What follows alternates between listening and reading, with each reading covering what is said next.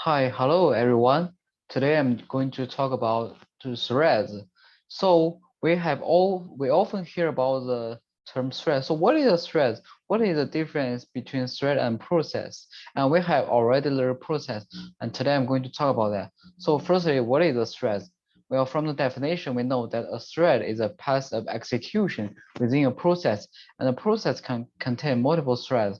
So the difference between process and threads is that the threads within the same process run in a shared memory space, where process run in a separate memory spaces. So we have a computer like multi-thread computer. So here's a demonstration of single-threaded process versus multi-thread process. We can see that in multi-threaded process, here is a memory space, and these three threads shared the common memory space, but they have their own code, register, and stacks. But I mean, look at this. In a process, only one thread, it can only have its own. So we can give an example of our computers. For example, in our task manager, we can see there are a lot of process, but there are more threads. So our computer is a multi-thread computer because it has a lot of CPUs, and each CPU can represent a thread. So why should we use threads? It has a lot of advantages that process cannot have, because we know a thread is a lightweight process. The idea is to achieve the parallelism by dividing the process into a lot of threads. So for example, in a browser, we can have multiple tabs that we use different threads to tab with them. So for example, Microsoft Word uses multiple threads, and one thread to format the text, another thread to process inputs, something like that. And it has four advantages. So the first one is responsiveness.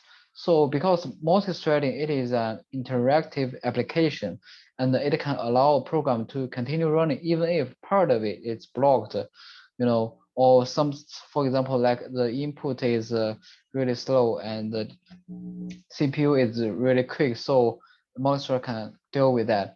And this quality is especially useful, when design some user interface. For example, we consider, a user, I click a button and it will result the performance of time-consuming operation. In a single-threaded application, it will be unresponsible for the user until the operation has completed. But in a multi-thread, it will just go ahead and remain respond to the user. So another good thing is resources sharing, because process can only share resources through techniques such as shared memory or something, but such techniques must be explicitly arranged by the programmer. We have to do it itself. We can make computer do that. So, but threads can share the memory and resources of a process, to which they belong by default. So this benefit of sharing code and data, it can allow application to have several different thread activity, just within the same address space. And the third good thing is it really economic, because allocating memory and resources for the process creation is really expensive. The memory is really expensive, because threads share the resources process to which they belong. It is more economical to create context switch threads. The difference in overhead can be different, but in general, it is more time consuming to create a process than the threads. Okay, so the last thing is scalability. So the benefits of multi-threading can be greater in a multiprocessor architecture. For example, in your Windows or Linux, you have a lot of CPU and a lot of cores.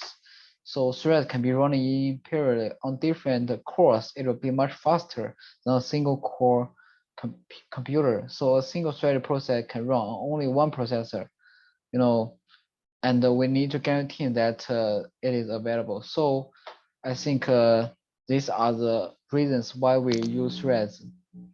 So then how should we use thread?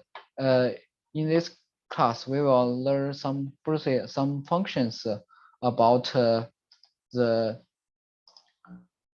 threads. What we call it is a p-thread. P-thread is a useful thing that in our course, and we will be using it in our labs and machine problem. So firstly, here comes the pthread create. So this will, just like the name says, it will create a new thread, and every thread get a new stack. So if a program calls pthread twice, the processor will contain 3 stacks. It is something similar to the fork, which to create a process, but it is different.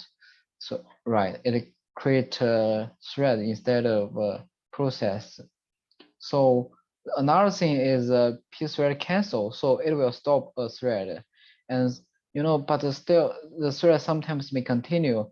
For example, it can be terminated when the thread make an operating system call for like write or read something. So in practice, we didn't use it so much. All right, actually we use pthread exit more. So this will stop the calling thread. I mean, the thread will never return after call pthread exit. The library will automatically finish the process if no other threads are running. And the last thing is pthread join. It's wait for a thread to finish and record its return value. So finish the thread will continue to consume resources. Finally, if the enough thread are created, pthread create will fall. And then we will talk another important term called risk conditions. So risk conditions are whenever the outcome of a program is determined by a sequence of events determined by the processor.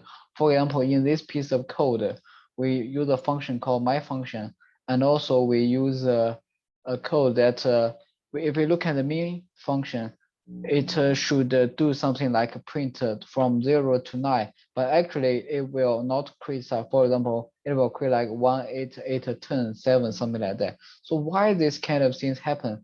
Because it starts from risk condition. The value of I is changing.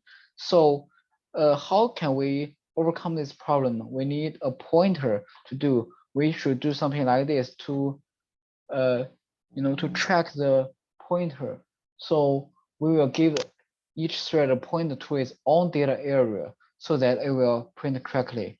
And finally, we will talk about some examples of operating system thread. For example, in our Windows thread, it has some API to implement this, and Windows application run as a separate process, and each process contain one or more threads. If we open our text manager, we can see more threads than the process. And the component of a thread include a thread ID, which identifies the thread, and register set, user stack, and a private storage area.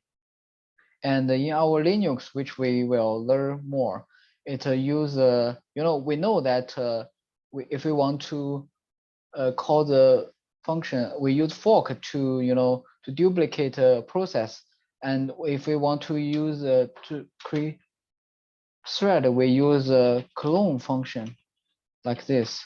Okay, so I hope that you will enjoy the content of the thread. It's really useful in our system programming course, and good luck. Thank you so much. Goodbye.